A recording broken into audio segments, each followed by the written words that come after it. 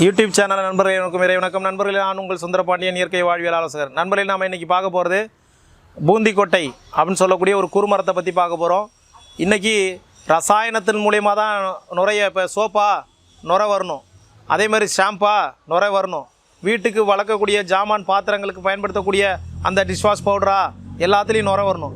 நுரை வருதுன்னா நம்ம மனிதர்கள் என்ன புரிஞ்சுருக்கோம், அது கெமிக்கலு, நுரை வந்தால் அது கெமிக்கலில் தான் உருவாக்க முடியும் அப்படின்னு நம்ம நினச்சிட்ருக்கோம்.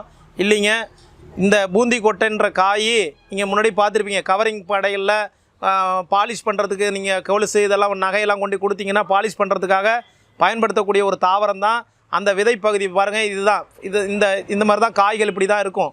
உருண்டை நிறத்தில் வத்தி போன மாதிரி அந்த உத்ராட்சை மாதிரியே மேலே வந்து வரி வடிவங்களாக இருக்கும். இதோட தோல் பகுதியை தான் பயன்படுத்துகிறாங்க. எடுத்து போட்டு தண்ணியில் கொஞ்ச நாள் ஊற வச்சுட்டாங்கன்னா அந்த தண்ணியில் இது ஊறிட்டுருக்கும். ஊறிட்ட பிறகு ப்ரஷ் எடுத்து அதை எடுத்து தேய்க்கும் போது அதில் நல்ல நுரை வரும். கவரிங் வியாபாரம் செய்கிறவங்களாம் இதை பற்றி நிறைய பேருக்கு தெரியும்.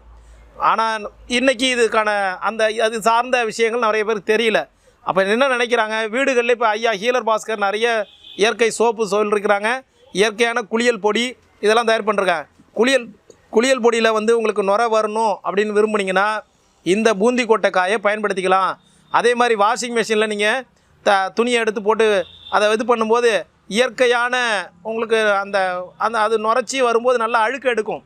இப்போ நீங்கள் கவரிங்கில் எண்ணெய் பிசுக்கெல்லாம் போய் பட்டுருது, நகையில் பாத்திரங்களில் எண்ணெய் பிசுக்க கூட எடுக்குது, அந்த கழிவுகளை எடுக்குது.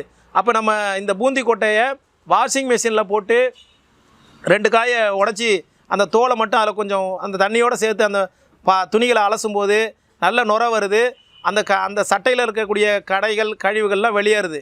இயற்கையான நுரையை வர வைக்கக்கூடிய இந்த பூந்தி கொட்டை தாவரத்தை நம்ம வீடுகள் தோறும் வளர்ப்போம்.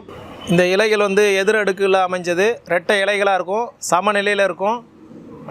மேல் பகுதி சொரசொரப்பாகவும் பார்க்கறதுக்கு இந்த தேக்க இலை வந்து அது அகலமாக இருக்கும். ஆனால் தேக்க இலை மாதிரி சொரசொரப்பு உடையதாக இருக்கும். மேல் பகுதி சாஃப்டாக இருக்கும், அடிப்பகுதியில் ஒரு சொரப்பு தன்மை இருக்கும். குறுமரமாக வளரக்கூடியது, வீடுகள் தோறும் வளர்க்கலாம். இயற்கையான குளியல் சோப்பு, இயற்கையான ஷாம்பு, பாத்திரம் கழுவுவதற்கான இயற்கை அந்த பவுடர்லாம் தயாரிக்கிறதுக்கு இந்த விதை பகுதியை பயன்படுத்தலாம். கொட்டையை தூக்கி போட்டு தோல் பகுதியை பயன்படுத்திக்கலாம். இந்த தாவரம் வந்து நம்ம பகுதி சிதம்பரம் பகுதியில் ஐயா பாலசுப்ரமணிய ஐட்ட தொடர்ந்து கிடைக்குது. வாங்கி பயன்படுத்திங்க. நன்றி நண்பர்களே.